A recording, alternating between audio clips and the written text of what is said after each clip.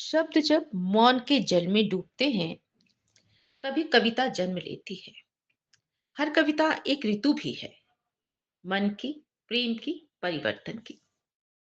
जब भी समय ने किसी व्यथा को अनसुना किया, तब उसे कविता ने ही स्वर दिया है। नमस्कार दोस्तों, मैं आप सभी का स्वागत करती हूँ अविराम प्रकाशन के चैनल साहित्यिक सिंधु में। मैं भावना सिंह भावनार्जुन अपने साप्ताहिक कविता के कार्यक्रम में पुनः उपस्थित हुई हूँ, आपके लिए कुछ नई चुनिंदा कविताओं के साथ।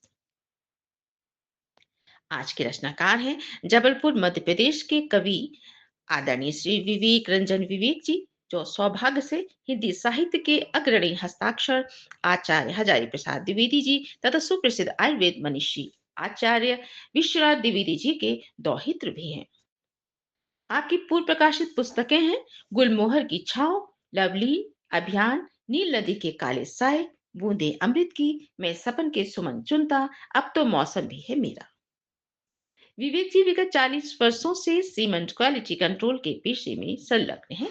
भारत के अलावा आपने नेपाल, बोत्सवाना, इथोपिया, ब्राजील तथा तंजानिया आदि देशों में भी कार्य किया है। दोस्तों, दाल रोटी ही इस जीवन को चलाने का आधार है। इस रोटी को कमाने के लिए इंसान क्या कुछ नहीं करता है, लेकिन बगैर प्रेम, विश्वास और स्नेह के वो रोटी पूर्ण नहीं होती।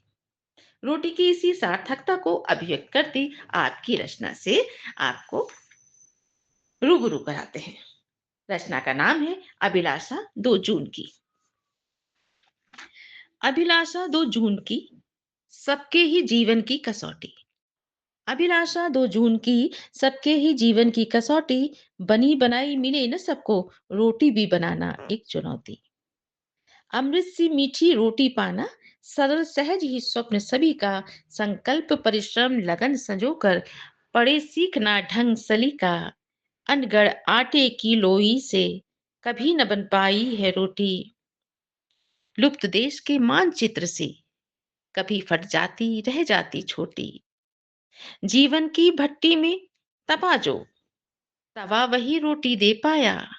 सहज प्रेम से बिली रोटियां, अपने मन से उसे फुलाया। पहले उंगली बहुत जलेगी, कई रोटियां जल जाएंगी।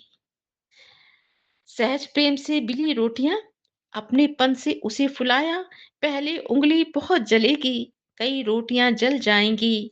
कभी कभी तो कच्ची रहकर सचमुच मन को छल जाएंगी। पहले जब अनुमान नहीं था, फिर आता था पानी में आटा। और कभी रह जाता सूखा, लिपट चिपट समझाता आटा।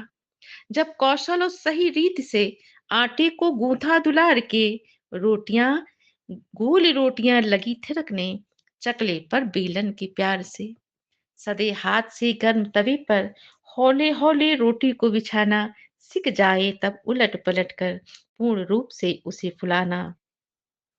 आजीवन ये नहीं भूलना, खुद को याद दिलाते रहना। नवनीत प्रेम से दाल छौंक कर, कौर बनाकर खाते रहना।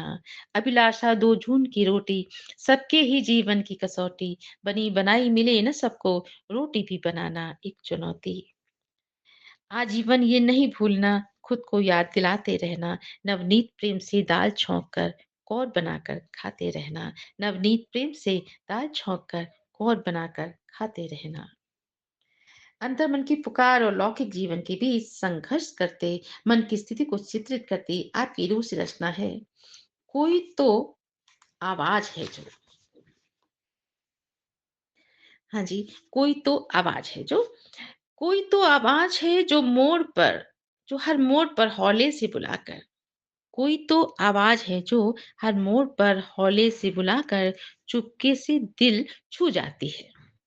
कभी उतरती ख्वाबों में, कुछ कहकर मेरी सांसों में अपने पास बुलाती है। कोई तो आवाज है जो। मन करता मैं बढ़ के थाम लूं उस रोशनी के बड़े हाथ को, मगर ठिठक जाती है तमन्ना, कहीं ना ये धोखे की बात हो। कभी वही आवाज लिपट कर जुड़ी रूह से लगने लगती, जैसे हर टीस को सहलाकर घाव पुराने भरने लगती। पर जीवन में बड़ी बेड़ियां, जिम्मेवारी की दीवारें, बहुत चाह कर कदम न उठते, अक्सर रुक जाता हूँ ठिठकते। खुद से ही ये अनबन है, न जुड़ पाने की उलझन है, पर भीतर की लौ कहती है, उस आवाज को पाना होगा, आत्मसात करने को प्रेरक, अब तो कदम उठाना होगा। कोई तो आवाज है जो हर मोड़ पर हौले से बुलाकर चुपके से दिल छू जाती है।